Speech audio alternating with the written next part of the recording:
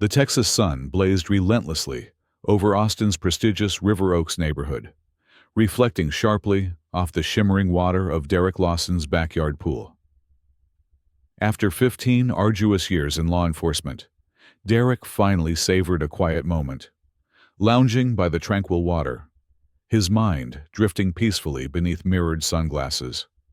Suddenly, piercing sirens shattered the tranquility, sending his heart racing. Two police cars screeched dramatically to a halt, shattering the neighborhood's calm. Officers emerged swiftly, hands gripping their holsters tightly. A young officer shouted aggressively, his voice echoing across manicured lawns. "Hands above your head now! We got a call about a dangerous intruder!" Derrick slowly raised his hands, eyes narrowing with bitter recognition. He glanced instinctively toward the house next door, catching Patricia, Trish Whitmore, his neighbor, smirking smugly from her porch, enjoying every moment of this humiliation. His jaw tightened. He knew exactly who orchestrated this injustice, and exactly how he'd respond. 1 month earlier, Derrick Lawson guided his car up the smooth, stone-paved driveway of his new home, the late afternoon sun painting warm streaks across its sleek, contemporary facade. A magnificent two-story estate nestled in River Oaks, Austin's most elite gated community, a tangible reward for years of perseverance and sacrifice. The moment was surreal.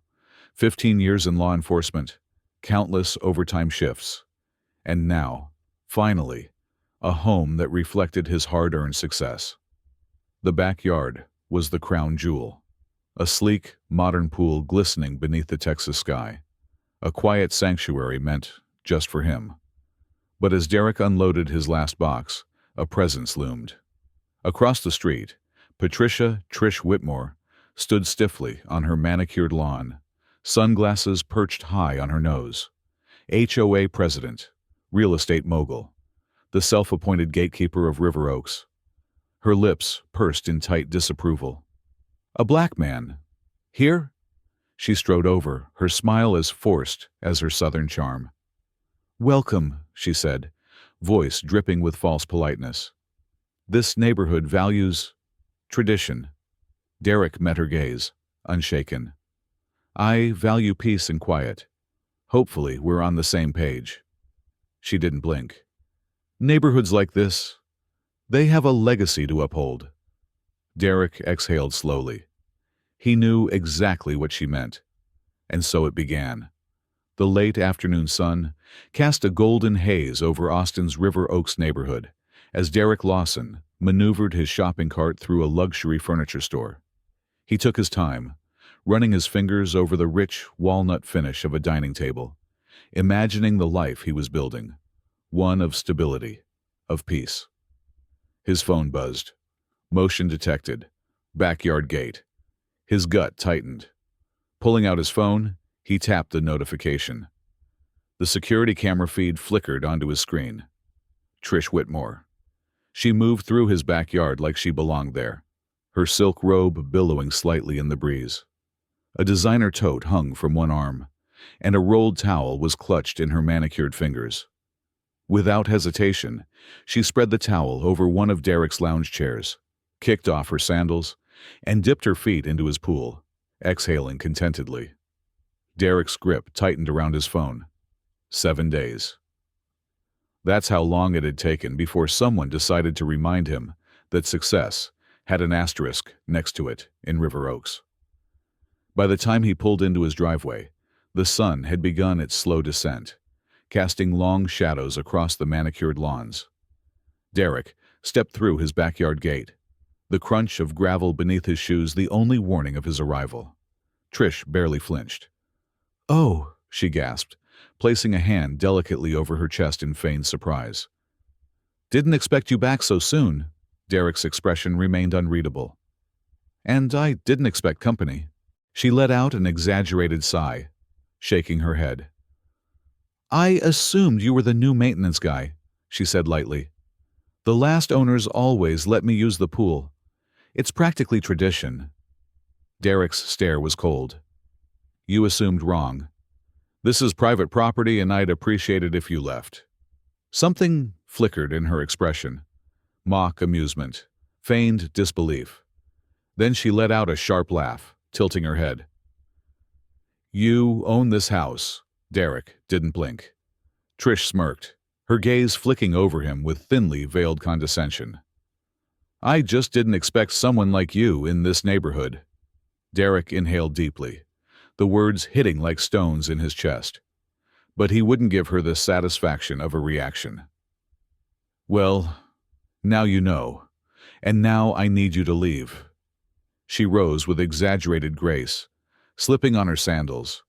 But before she turned to go, she leaned in just enough for Derrick to hear her parting words.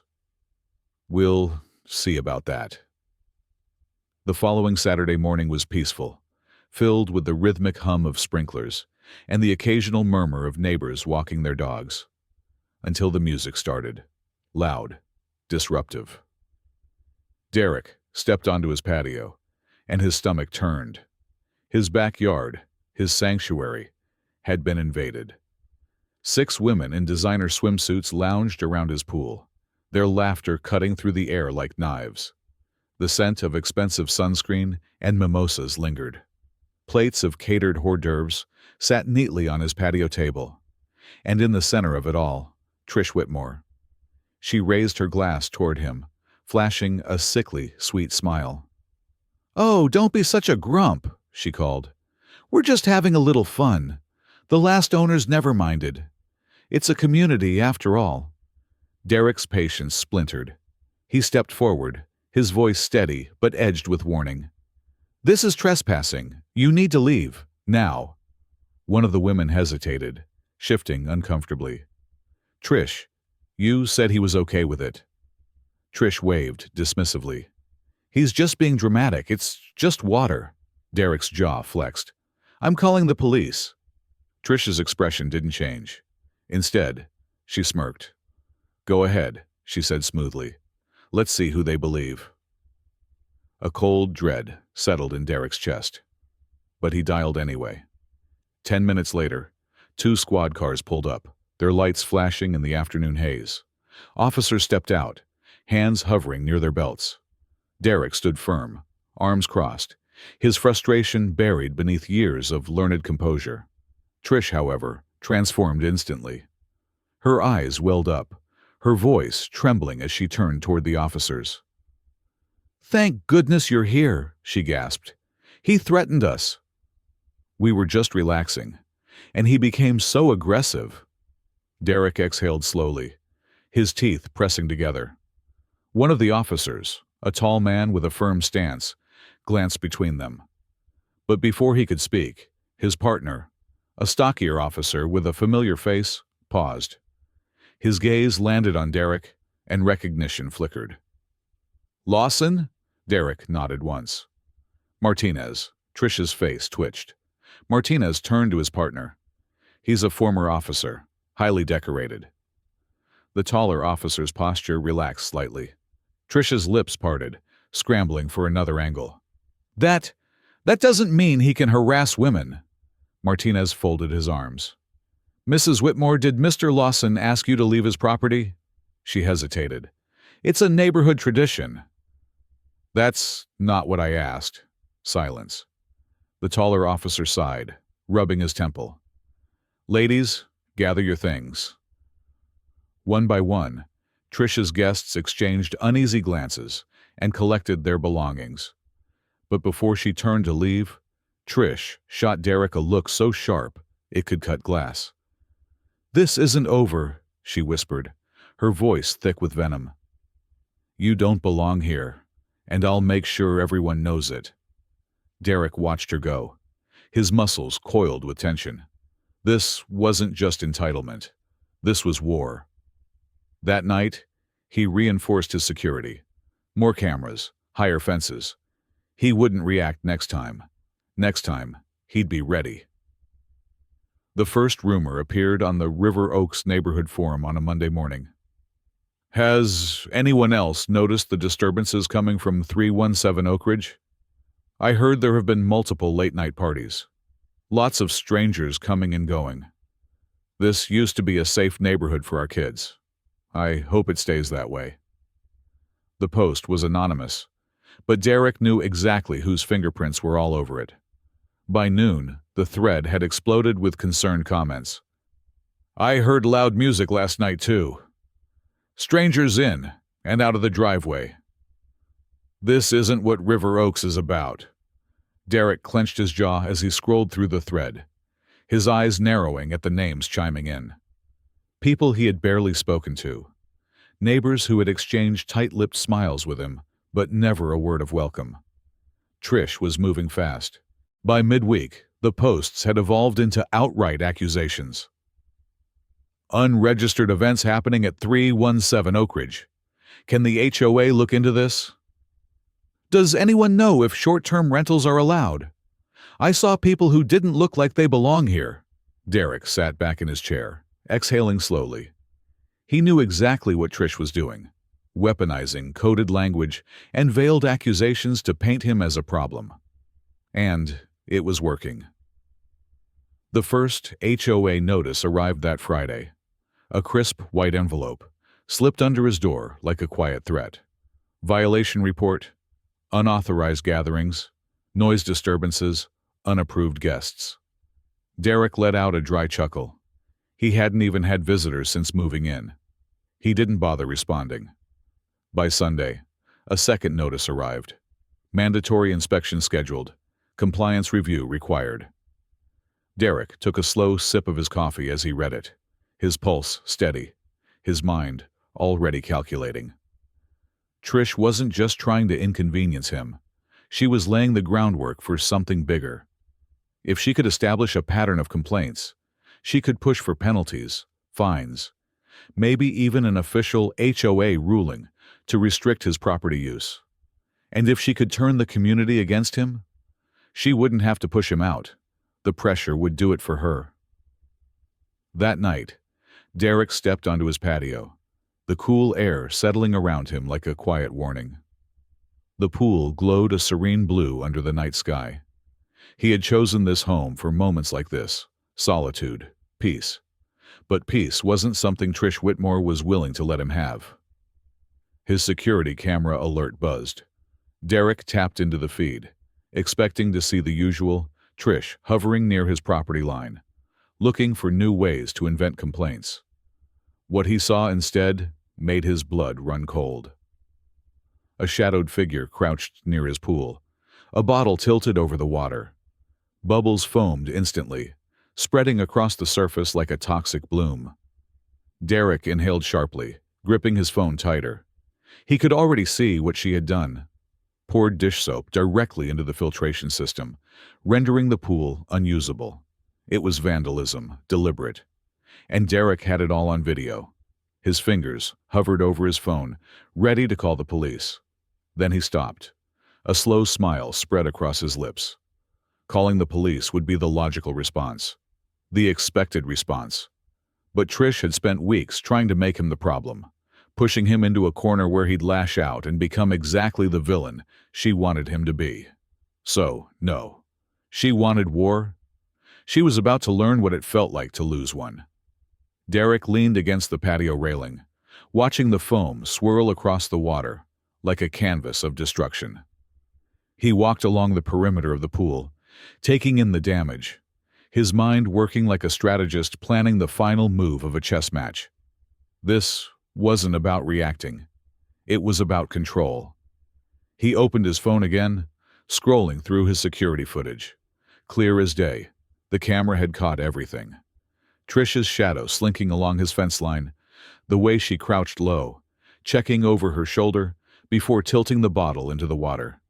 The way she smirked before walking away, reckless, sloppy, and completely self-incriminating. Derrick let the footage play again, this time recording it on his secondary phone. Evidence, ironclad. But he wasn't just going to stop at exposing her. No, that was too simple.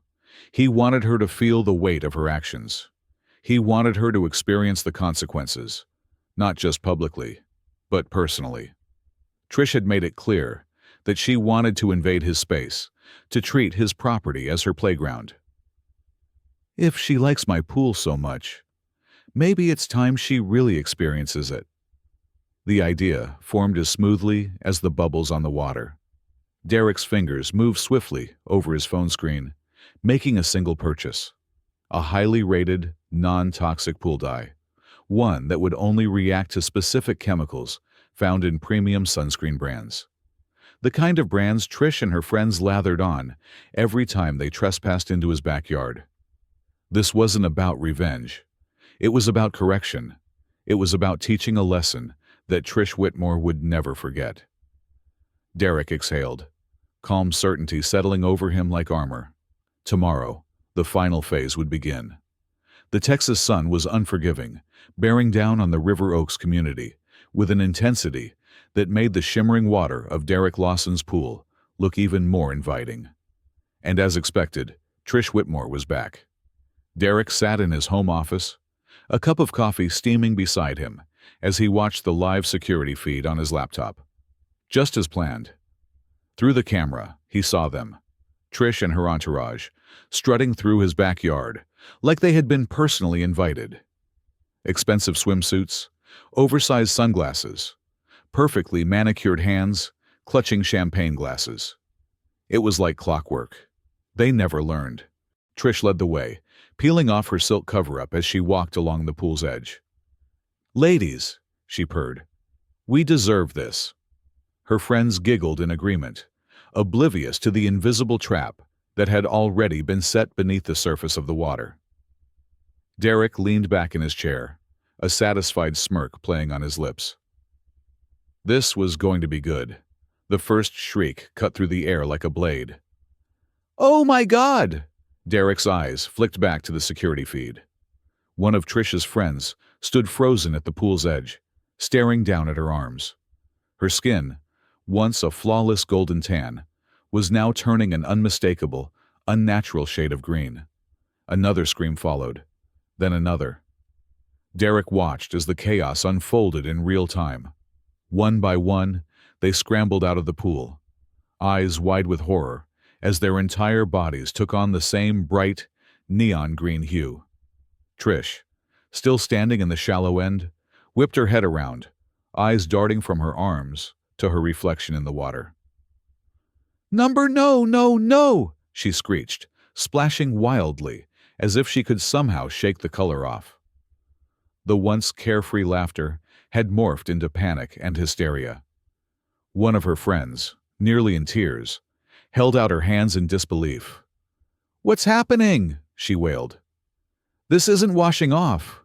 Derrick finally stepped outside, calm, collected, watching the scene with the quiet amusement of someone who knew this moment was inevitable. Trish locked eyes with him, rage replacing panic as she stormed toward the patio, dripping green water onto the stone tiles. "What did you do?" she hissed, voice sharp with accusation. Derrick tilted his head slightly, feigning innocence. "Me?" She jabbed a trembling, green-stained finger in his direction. You did this!" Derrick glanced at the pool, then back at her. His lips curled into an easy, knowing smile. "Well, Mrs. Whitmore," he mused, "you did say this was a community pool, didn't you?" A ripple of laughter came from the neighbors who had gathered nearby, drawn in by the commotion. Phones were out. Cameras were rolling. And just like that, Trish Whitmore, queen of River Oaks, had been reduced to a viral spectacle. The internet ate it up. By the next morning, the video had spread like wildfire. HOA Queen Goes Green. Literally. Entitled "Woman Claims Neighbor's Pool," ends up looking like Shrek. Every angle, every reaction, every desperate scream had been captured and shared for the world to see. The comments were relentless. Serves her right. Why do people think they can just take what's not theirs? Instant karma at its finest. The impact was immediate and brutal.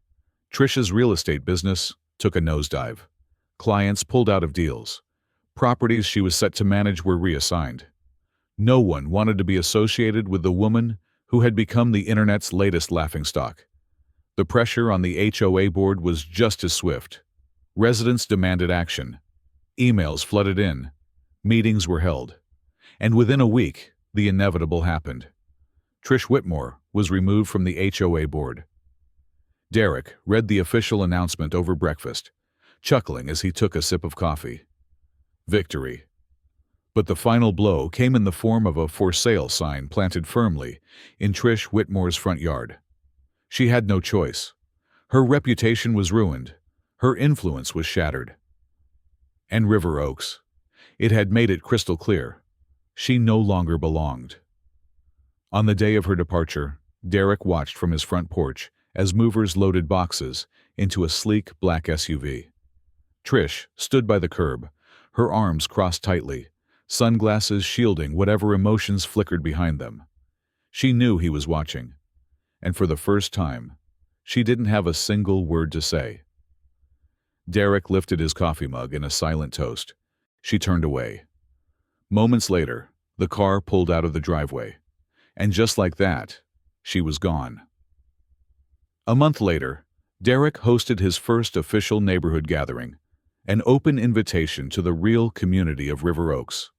No entitlement, no manipulation, just people, neighbors, sharing laughter and conversation under the warm Texas sun. He stood by the grill, flipping burgers as children splashed freely in the pool. The sound was pure, genuine joy, a stark contrast to the forced elegance Trish had once imposed. A neighbor clapped him on the back, grinning. Hell of a way to send someone packing. Derrick chuckled, taking in the sight before him. His home, his peace. She wrote the rules, he said simply. I just made sure she followed them. Another wave of laughter rippled through the group. And just like that, River Oaks finally felt like home. 1 year later, River Oaks had changed. The tension that once clung to the air had faded, replaced by something lighter. Genuine community. Neighbors who once kept their distance now exchanged warm greetings. Conversations at the mailbox felt natural, unforced. And Trish Whitmore? Long gone. Her house had been sold to a new family, a young black couple with 2 children who filled the once sterile front yard with laughter and bicycles. A sight Trish would have despised. Derrick stood at his patio, taking in the view of his pool, his home, surrounded by his people. This time, by invitation. Music hummed softly in the background as neighbors mingled, kids splashing freely, no one looking over their shoulder. A friend handed him a beer, grinning. Hell of a difference a year makes, Derrick smirked, watching the clear, undisturbed water of his pool. Yeah, he said, taking a slow sip. Finally enjoying my space, without any unwanted guests. The party roared with laughter. Some victories don't need celebration, just peace. Have you ever dealt with a Karen like this? Share your story below. Don't forget to like and subscribe for more satisfying karma moments.